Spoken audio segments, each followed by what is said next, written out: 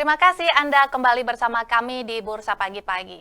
Berdasarkan data Bursa Efek Indonesia, Indeks Harga Saham Gabungan atau IHSG mencatat kenaikan sebesar 2,48% dalam sepekan terakhir.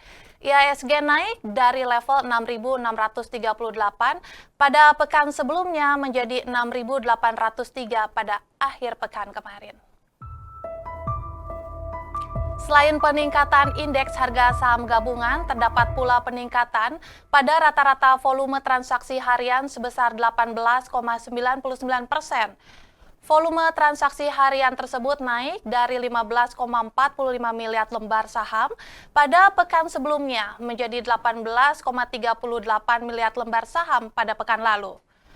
Frekuensi perdagangan harian rata-rata mencatat kenaikan sebesar 6,17% pada pekan kemarin.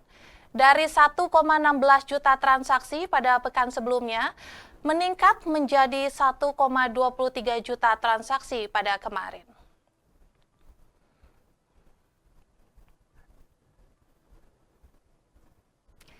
Dan kini kita akan membahas tema IHSG Ayo Terang Lagi.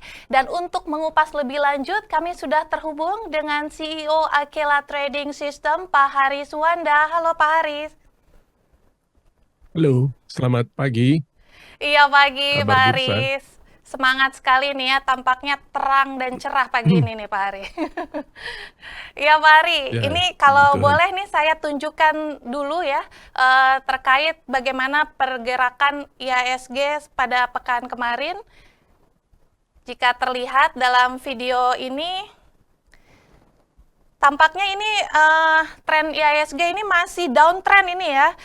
Kalau misalnya melihat dari catatan kabar bursa sejak Kamis 20 September hingga Jumat 21 Februari ini kan setidaknya telah turun sekitar 14% ini. Ini kenapa sih Pak Hari kok kayaknya justru mirip-mirip dengan yang disuarakan oleh mahasiswa nih dengan tagar hashtag Indonesia gelap nih. Apa IHSG juga ikutan gelap ini Pak Hari? Kira-kira gimana analisis Anda?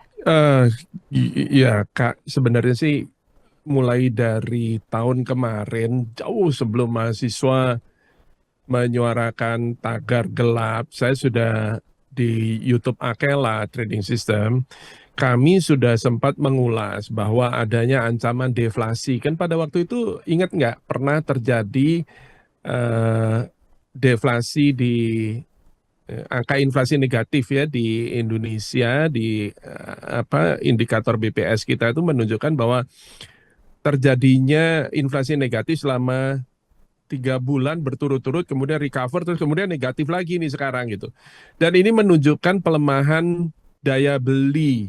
Dan ini negatif sekali sebetulnya, walaupun belum terkonfirmasi dari GDP, belum bisa dibilang resesi, tapi itu adalah indikasi bahwa terjadinya pelemahan di makroekonomi. Dan itu tercermin di bursa. Kenapa? Karena bursa ini sangat sensitif terhadap hal yang seperti itu. Jadi sebelum resesinya terjadi, biasanya koreksinya sudah terjadi dulu di bursa. Itu adalah fenomena yang dari zaman bahula, dari zaman dahulu kala sudah kayak begitu gitu. Dan terjadilah downtrend atau koreksi dalam gitu ya, downtrend mulai dari bulan Oktober 2024 sampai bulan Februari ini. Ya, fenomenanya seperti itu. Ya, kira-kira gitu. Ya Pak Hari, jika melihat fenomena ini berarti ada pelemahan daya beli dan juga pelemahan di makroekonomi gitu ya. Nah apakah selanjutnya demonstrasi massal yang bertajuk Indonesia Gelap ini bisa memberikan dampak pada investor nih, khususnya investor asing terhadap Indonesia? Saya justru bilang bahwa ketika masyarakat atau publik merespon sedemikian negatif, jadi pada waktu uh, apa negatifnya itu sudah sampai mentok kayak begitu, nah itu justru peluang karena pada saat itu valuasi emiten itu jadi sangat atraktif. Contoh, saat ini kalau kita lihat dari segi valuasi ya, kita belum bicara tren karena kalau memang sih kalau kita lihat trennya masih turun betul. Tapi kalau kita lihat dari evaluasinya, big banks di Indonesia itu sudah sangat-sangat atraktif. Contoh, Yang pertama itu adalah Bank BNI. Bank BNI ini secara valuasi saat ini price to book value itu hanya 0,99 atau di bawah 1 kali nilai buku. Dan ini adalah terendah sejak 2021. Dan kita tahu kan 2021 itu ada apa? 2021 itu COVID loh. Sementara sekarang mana ada COVID? Ya COVID nggak ada. Pertanyaannya apakah kondisi sekarang ini lebih buruk dibandingkan dengan COVID? Kan enggak. Tapi valuasi big banks itu banyak yang sudah mendekati valuasi pada zaman kita COVID lockdown itu loh, tahun 2020 sampai 2021. Itu memang sih kejadiannya sudah rada lama ini ya, ini udah 2025, 4 tahun yang lalu, jadi banyak yang sudah kalau ditanya, wah udah COVID yang udah lewat gitu. Ya. Ya, tapi itu adalah kondisi ekonomi yang Siska tahu sendiri itu sangat mengerikan gitu kan. Iya, berarti otomatis bisa dibilang sebenarnya dengan adanya sentimen negatif seperti demonstrasi massa terkait Indonesia gelap ini juga mempengaruhi bagaimana akhirnya investor asing begitu ya di bursa saham. Seharusnya nggak terlalu, karena justru yang sentimen sangat negatif kayak begitu itu adalah peluang, ya valuasinya jadi atraktif nih sekarang. Investor itu beda sama trader. Kalau trader dia akan invest pada saat harga emiten, harga saham, pergerakan harga mulai naik gitu. Tapi kalau investor enggak. Kalau investor itu adalah dia kuncinya adalah valuasi. Pada saat valuasinya atraktif seperti ini, nah pada saat inilah yang menarik sebenarnya bagi investor. Bukan buat trader. Trader akan bilang bahwa ini adalah kondisi yang belum menarik. Kenapa? Karena trennya masih downtrend. Tapi bagi investor ini adalah atraktif. Ya, jadi ada banyak barang yang dulunya secara fundamental dia bagus, BCA contohnya. Ya, nah di mana jeleknya? Karena laba operasional, kinerja operasional terus meningkat terus, tidak ada masalah di situ. Nah, tapi harga sahamnya tertekan karena apa? Karena faktor sentimen negatif itu tadi. Dan ini bikin sahamnya jadinya lagi diobral murah kan di bursa. Gitu. Ya, kalau investor ini ada justru menarik ini. Untuk investor justru ini sebuah peluang tapi tidak menarik untuk trader begitu ya Pak Hari. Lantas kalau misalnya seperti itu, apa sih penyebab utama dari bearish panjang IHSG ini? Apa saja faktornya? Ya, gini. Supaya dia bisa balik, maka dibutuhkan sentimen. Sentimennya dia berbalik. Dan biasanya sentimen itu seringkali dipicu oleh ada satu berita yang positif gitu ya. Apakah bisa berupa indikator ekonomi, bisa kondisi makro, bisa macam-macam. Ada satu data yang menunjukkan positif, maka sentimen itu akan dengan cepat bisa berbalik kembali. Dan ini selalu terjadi seperti itu dari dahulu kala itu kayak begitu.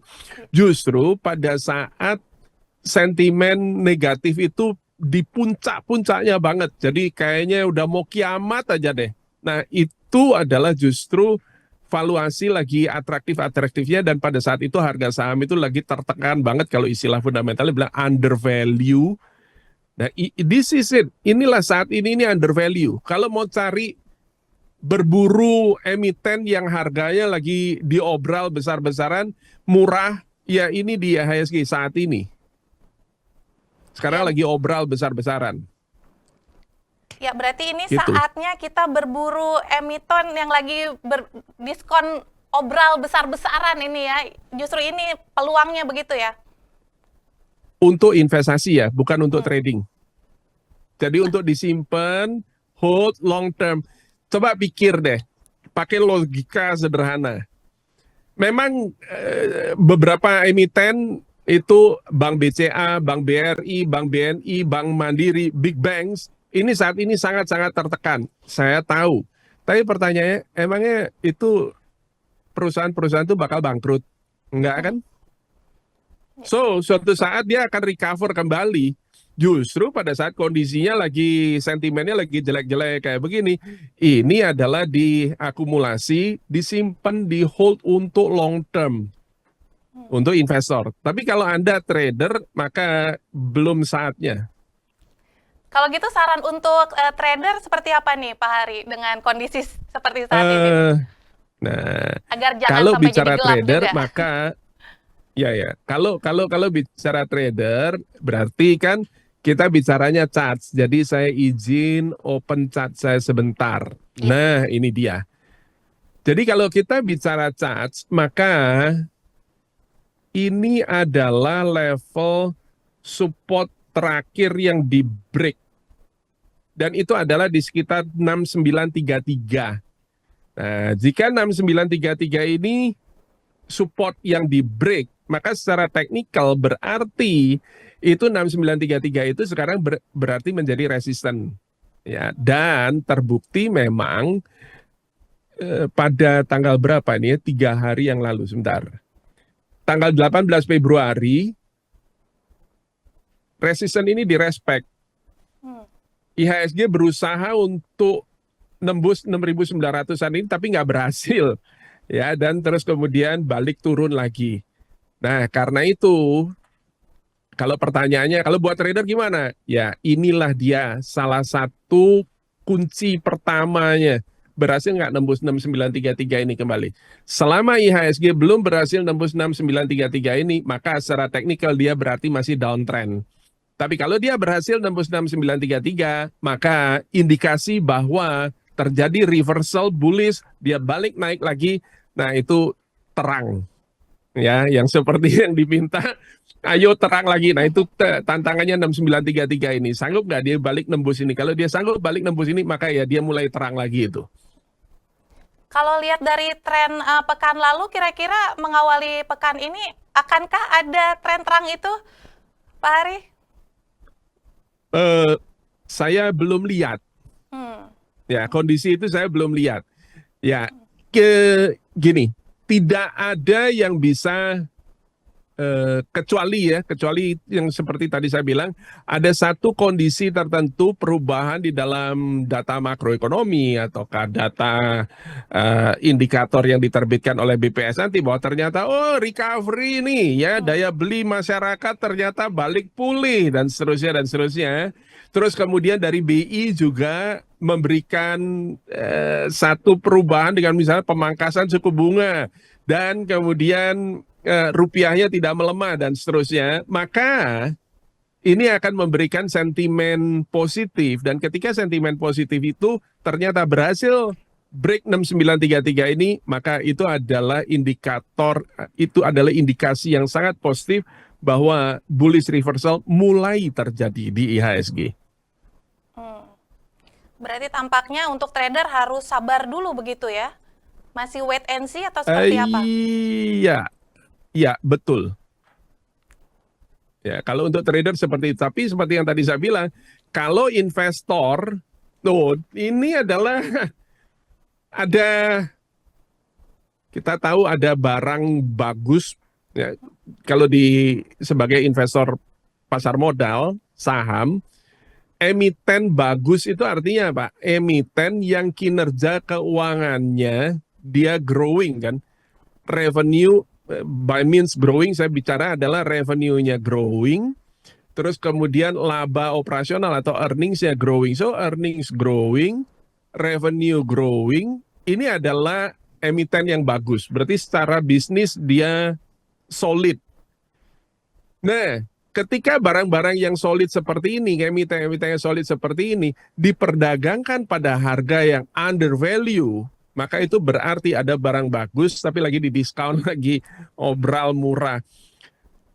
Tidak, bukan berarti bahwa perusahaannya kinerjanya jadi jelek gitu, enggak, tapi karena sentimen keseluruhan misalnya, ya contohnya yang kita alami sekarang ini, karena sentimennya lagi negatif, IHSG dia downtrend. Bahkan mahasiswa pun punya tagar gelap apalah segala macam itu, saya sih nggak memperhitungkan itu sama sekali. Silahkan aja gitu, tapi itu membuat sekarang berarti barang yang lagi bagus-bagusnya ini, emangnya masalahnya di mana gitu ya? Karena kita lihat laporan keuangannya BCA dan Big Banks yang tadi yang saya sebut, there is nothing wrong, ya nggak ada masalah di situ. Tapi ya karena sentimennya yang membuat sentimen pasar yang membuat dia jadinya terkoreksi dalam. Ya berarti kan ada ibaratnya ada barang yang dijual di mall, terus kemudian lagi ada gebyar diskon gitu.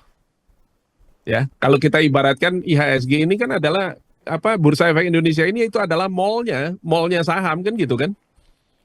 Ya, meskipun ini peluang begitu ya untuk investasi emiten yang solid, namun ada catatan juga di sini Pak Hari terkait berkurangnya jumlah emiten kita yang masuk dalam indeks MSCI ini, di mana dengan jumlah emiten hanya 17 ini, apakah ini merupakan cerminan kalau kinerja emiten kita ini justru terus menurun?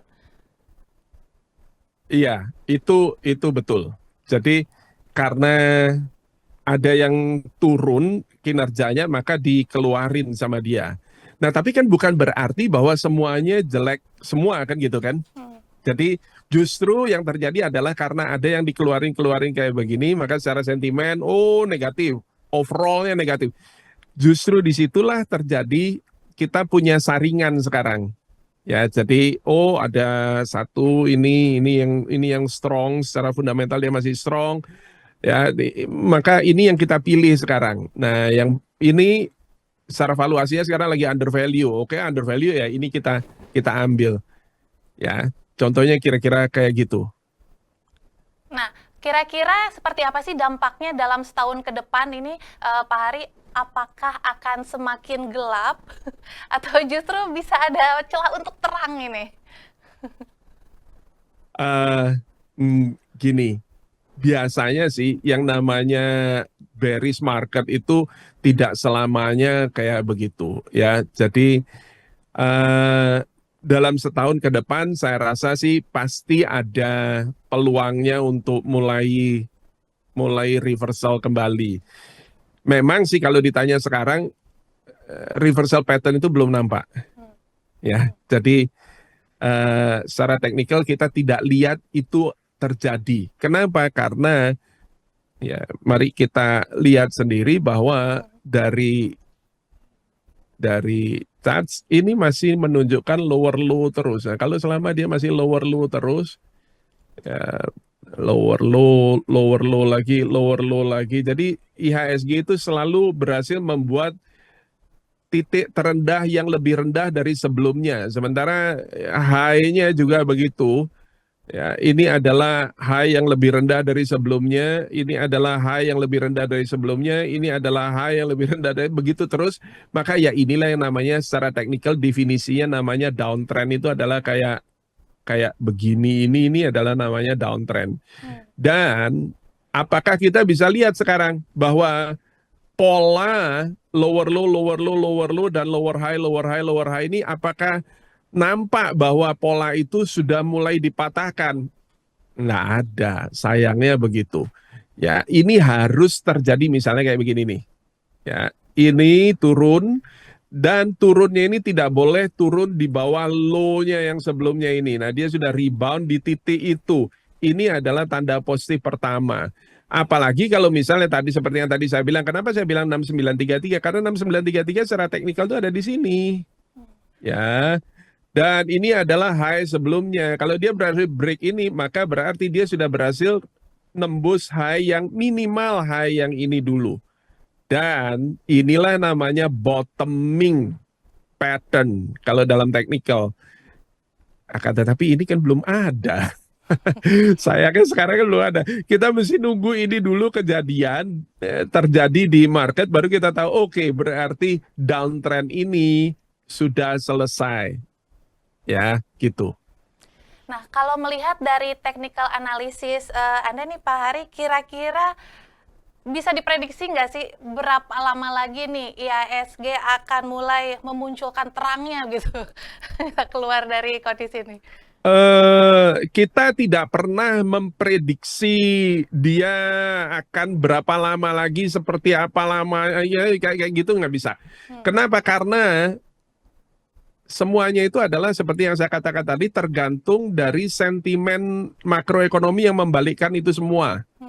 Ya, jadi apakah dari kebijakan bank sentral bisa, kebijakan pemerintah bisa, misalnya pemerintah mengadakan suatu gebrakan baru nih, ya. Jadi kalau di Amerika kan misalnya eh, Trump administration itu langsung ambil tindakan untuk beresin border yang selama ini soal imigrasi itu sangat parah, kacau balau luar biasa. Iya. Terus kemudian pengeluarannya sekarang diaudit, selama ini sama bertahun-tahun nggak pernah kayak begitu, ya. Dan muncul sekarang Department of Government Efficiency, itu kemudian diperiksa semua, dibersihin semua.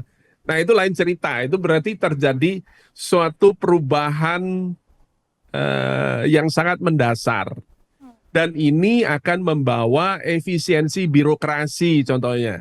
Ya, kalau terjadi efisiensi birokrasi, terus kemudian pajak misalnya dipangkasin gitu. Karena efisiensi birokrasi maka tidak perlu biaya yang segede itu, sehingga dengan demikian dari sektor pajak nggak perlu segede ini. Jadi pajaknya malah di pajak korporasi misalnya dipangkasin. Ketika pajak korporasi misalnya dipangkasin, maka yang terjadi itu adalah laporan keuangannya emiten itu langsung dapat tambahan duit kan. Nah, ketika earningsnya dia naik kayak begitu, belum kejadian, belum diumumkan bahwa earningsnya naik, itu sudah sahamnya udah lari dulu, ya. Dia udah naik dulu gara-gara terjadi perubahan fundamental yang signifikan seperti itu. Nah, itu yang bisa mengakibatkan terjadinya bottoming pattern pada grafik itu tadi. Jika ada concern ke arah sana gitu. Tapi kalau misalnya ini nggak perlu nih, ini nggak concern, ini apa IHSG nggak penting katanya kayak gitu, wah ya lain cerita. Ya silakan aja ditunggu sampai ini selesai gitu. Ya, jadi pertanyaannya adalah ini merupakan suatu hal yang concern bagi pemerintah, bagi bank sentral atau tidak, itu aja. Iya, iya. Berarti untuk trader sebenarnya masih gelap begitu, meskipun investor ini sebenarnya sudah terang karena ada peluang di sini sebenarnya ya, Pak Ari. Lantas apa saran Anda Ya itu nih? kan Ya, silakan. saya nggak bilang gelap gitu ya, saya nggak bilang gelap. Saya juga nggak setuju sama tagar gelap-gelap apa segala macam itu. Dunia ini kan nggak ada yang 100% toh. Ya, jadi kalau kita bicara gelap, emangnya gelapnya gelap 100%? Enggak juga kan? Yang namanya gelap kan sehabis gelap terbitlah terang gitu kan. Yang seperti yang tadi saya bilang bahwa ini sekarang IHSG lagi banyak diskon nih. Nah, pertanyaannya diskon ini cukup atraktif nggak buat foreign investor misalnya? Kalau foreign investor ngelihat bahwa oh ya kapan lagi ya bisa dapat peluang bahwa big banks ini sekarang diperdagangkan pada harga COVID. Emangnya sekarang lagi ada COVID? Enggak kan? Mana nih lagi bagus? Zaman COVID itu semua macet semua loh. Ya, bahkan mana ada kredit di situ, itu semua penyaluran kredit semua mandek semua tuh. Bahkan mau bayar pun juga macet semua, pada macet semua tuh pada waktu COVID. Emangnya sekarang kondisinya seburuk itu? Enggak kan? Tapi secara valuasi itu sekarang sudah mendekati ke arah sana. Dengan demikian maka apakah diskon super murah ini memberikan attractiveness yang cukup untuk menarik minatnya investor? Kalau cukup, maka bottoming proses ini juga mungkin mulai terjadi. Iya, nah untuk mungkin merespon kondisi saat ini, kira-kira apa sih saran Anda nih Pak Hari terkait investasi dan investor untuk jangka pendek dan jangka panjang pastinya? Kalau investasi, kalau untuk jangka pendek, saya bilang bahwa tunggu bottoming prosesnya dulu, tunggu bottoming patternnya dulu. Tapi kalau untuk investasi long term, oh ini dia momennya, ya. Jarang-jarang lo ketemu momen kayak begini. Nih sebentar ya, saya bukain charts lagi satu. Saya mohon izin waktu sedikit nih. Kenapa saya bilang jarang-jarang terjadi momen kayak begini? Karena kalau kita lihat secara valuasi, hal semacam kayak begini ini terjadinya kejadian seperti sekarang ini baru terjadi pas COVID terjadi. Sekarang terjadi. Terus kemudian di tahun 2009. Jadi coba bayangkan ini adalah momen yang kejadian cuma tahun 2009. Terus kemudian sepanjang 2010, 2011, 2012, 2013, 2014 nggak ada valuasi kayak begini. Ya, ada sih 2016 tapi itu cuma sebentar sekali. Ya, nah terus kemudian tahun 2020 karena COVID. Kalau nggak ada COVID tuh nggak ada kejadian under value kayak begini. Ya, ini BNI, BBCA juga sama. Nah, same thing, ya. Anda bisa lihat sendiri.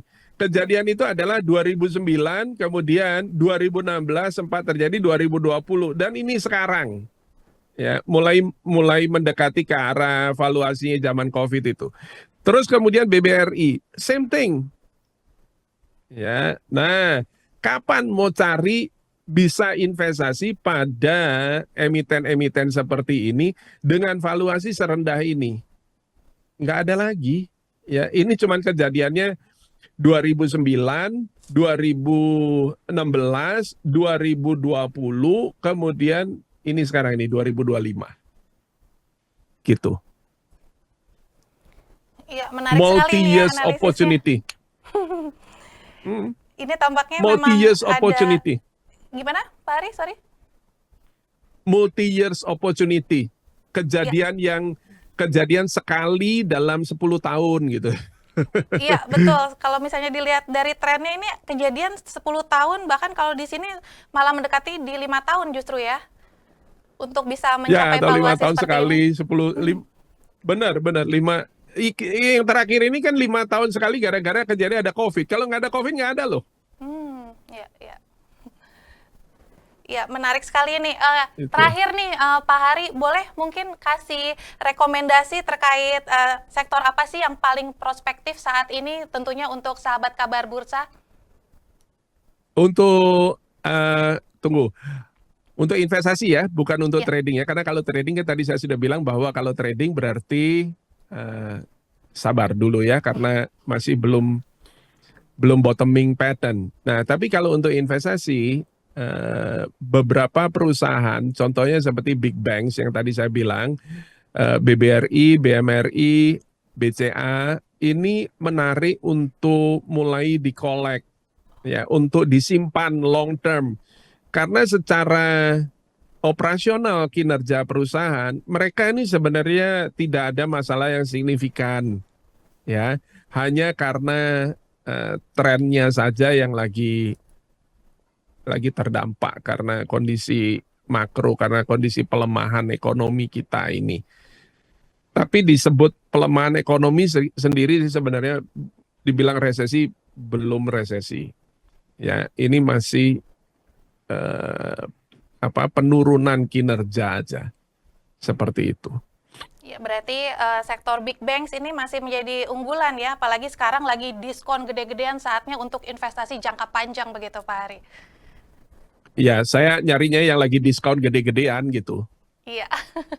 Baik, terima kasih banyak ini Pak Hari untuk analisis dan tentunya rekomendasinya luar biasa sekali. Sayang sekali ini ya waktu yang juga harus memisahkan kita. Sebenarnya banyak sekali pertanyaan yang ingin disampaikan, tapi kita akan kembali lagi mungkin untuk di kesempatan berikutnya begitu ya Pak Hari ya. Ya, thank you. Baik, terima kasih Pak Hari. Sehat selalu. Sehat Dan selalu. sahabat kabar bursa, itu tadi perbincangan kami dengan Hari Suwanda selaku CEO Akela Trading System.